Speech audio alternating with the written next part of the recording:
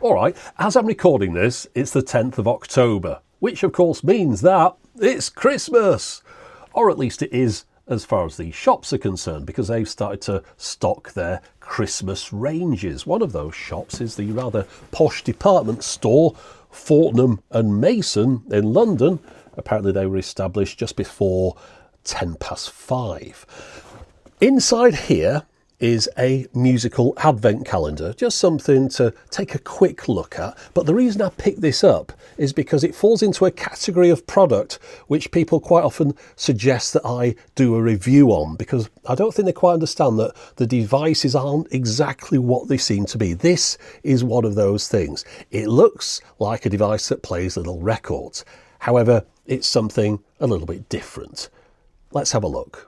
Now, whilst I bought this from Fortnum & Mason, it's not one of their own products. It comes from a company called Koppenrath from Germany.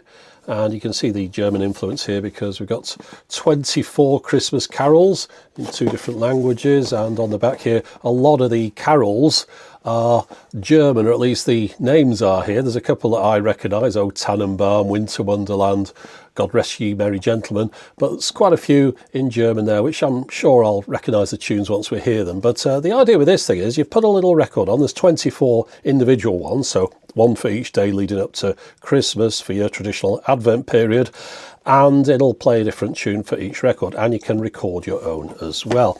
And the fact it's got this gramophone style is what makes me think people are going to get in touch and suggest to have a look at this. So we might as well do that right now. We'll beat them to it. So here we go. It's just a little plastic novelty. We're not going to spend too long on this. I was more interested in talking about the technology that's involved here. As you can see, that isn't going to play an awful lot of sound through it. Okay, so each of these records is approximately 1 minute in length, or at least the audio for the record is. And then we've got 3 that we can record on ourselves, and those allow us up to 5 minutes each. Right, so I might as well pop this on just for decorative purposes, and we'll put a record on. I'm interested to see what this sounds like. Is it going to be like a musical Christmas card, or is it going to have better quality audio than that? Let's just push this across. There we go. Our record's rotating. Turn the volume up. Oh.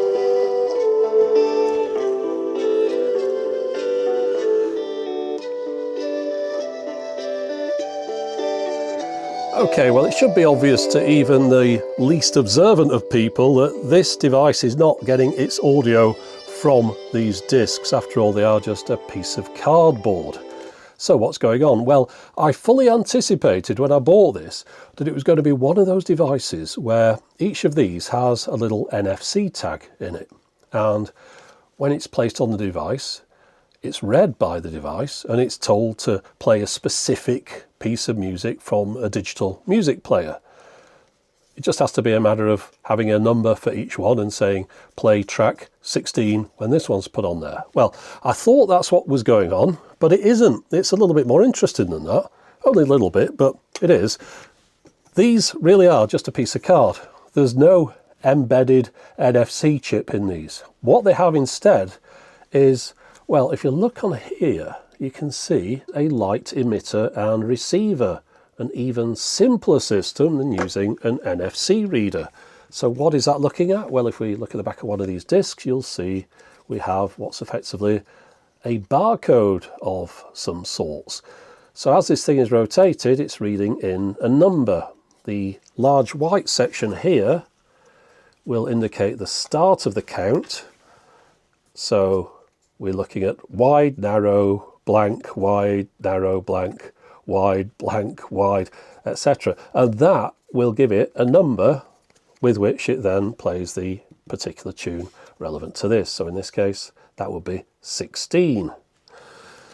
Clever little thing, really. Not too fond of the music so far, though. Let's just put something else in here. Now, I don't know which one is which tune. I should look up the back of the box. I think it tells me on there. There's nothing on these to tell me what they are. So let me find something that I might recognise a little bit more. Right, so looking through that, I think I'm going to go for number 10, Winter Wonderland. So let's find that one. There we go, number 10. Okay, so you're just going to punch the hole out. And let's get this one read in. So this is my on switch. And you can see it takes a little time to read it because it has to do a full rotation from the white section.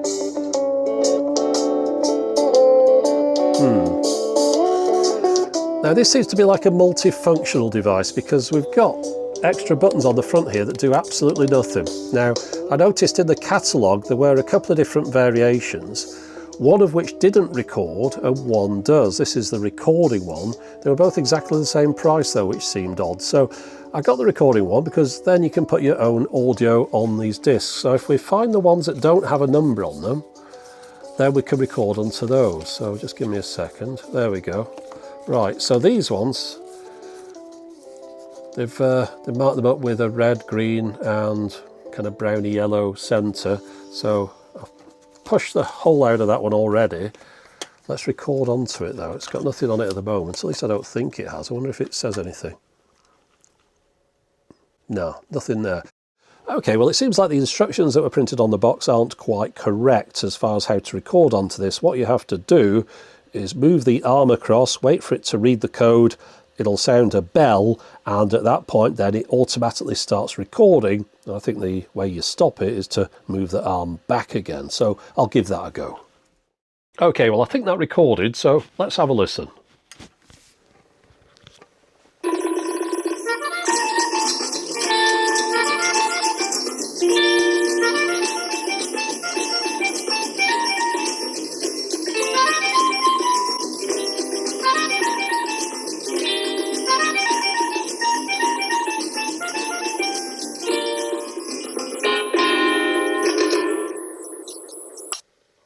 Now, as soon as I found out that this system was reading circular type barcodes, it got me thinking that I'd definitely seen something along these lines before. I'd probably used something that read circular barcodes, but I just couldn't think what that device was. So I sat down, had a nice cup of coffee, and that is when it came to me. Nespresso Virtuo pods. These also have a code around the edge. These rotate inside the machine, it reads that code and then delivers the appropriate amount of water for the size of pod that you put in there. No doubt does other things besides, but yeah, they're both using circular type barcodes. I wonder if there's a term for those kind of codes. But anyway, I'm glad I had that cup of coffee because I was racking my brains trying to figure out what it was, and it turns out that Christmas records and coffee pods have a little bit of something in common. Okay, now whilst we're here, we'll have a quick look inside. I'm not expecting any surprises. What we'll get is a little circuit board, probably with a chip covered in a black blob, leading off to wires to this sensor, that speaker, the battery compartment and the volume control. But we'll have a look, see if there's anything else a little bit more exciting. Now the screws are underneath these rubber feet, so whilst I just get these out of the way, I want to mention that this thing was not cheap. It looks cheap, looks like it should just be a couple of quid, but it cost me, I think, £55. I would certainly not have bought this unless I was going to make a video about it. Perhaps it's available cheaper elsewhere. Fortnum and Mason aren't exactly known for being a budget brand. As I say, I'm not expecting anything exciting. And oh look, what have we got? I forgot about the motor, so there's a wire going up to that as well. So yeah, wire to a speaker, to the motor, to the volume control and to the buttons at the front that do nothing, and a couple of switches here and there to activate it. So that's our little circuit board. I'll see if I can get that out because there's just the one screw on there. Perhaps we can have a bit more of a look at that one. Actually there's two screws, there's one here as well. Actually make that 3 screws. So I'll just unplug the wires. Oh, hold on a minute, it's fell out. Is that a little micro SD? Let's just have a look. Oh, right, okay. Yeah, so it's a micro SD card with no brand markings on it at all. Might as well just stick that in a computer and have a look at it. But whilst we're here, we'll just show that there's not an awful lot else going on here. We've got the microphone on this bit, so the mic input is one of these holes on the top, and it's a little MP3 player, I'd imagine. Okay, so looking at the contents of the SD card, you'll see in here we've got some MP3s, which therefore confirms that this is an MP3 player. Now these are for the system sound effects, so in here we've got low power, power on, record, and tip 3, which is actually delete.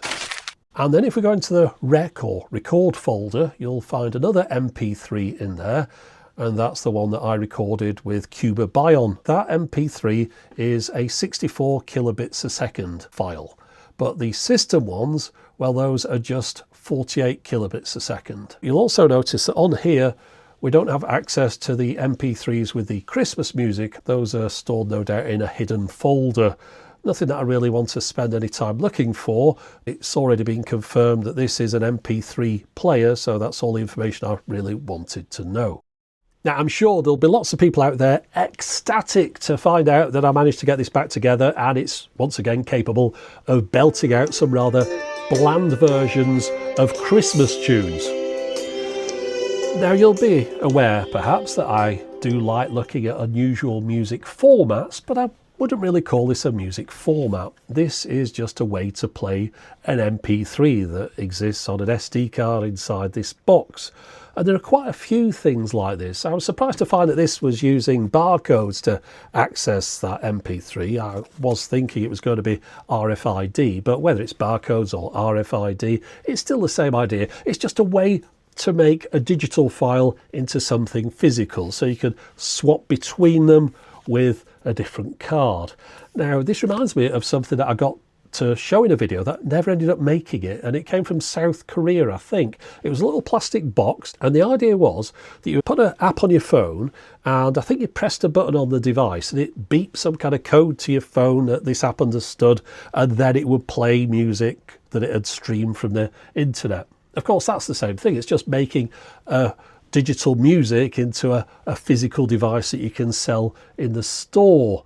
As it was, that one didn't work at all. The device was completely stone dead when I got it. I couldn't get it functional. So it's the first time in my life I've ever bought an album, had it in my hand, and yet been unable to play it, despite having all the things that should be capable of playing it. So yeah, that's progress for you. Anyway, there you go. That was just a little bit of something I wanted to show you, because I'm quite sure there'll be a few people recommending things like this in the future, whether barcode, RFID or something else. But they don't really interest me too much because of the fact that you just played an MP3 at the end of the day. I'll say one thing about this one though. The rotating turntable on here isn't a complete novelty. Normally things like this, it's just doing that for effect. On this occasion, it needs to rotate that disc so it can read that code. But of course, once it's read it in, it doesn't need to keep rotating it after that. That part is just for effect. But yeah, I appreciate that there's been a little bit of effort gone into this, but it's certainly a very expensive device, in my opinion. Not worth it, but for someone who wants to make a little video about something daft and annoy everyone, then perhaps it was worth it after all. So there you go. That's it for the moment. As always, thanks for watching.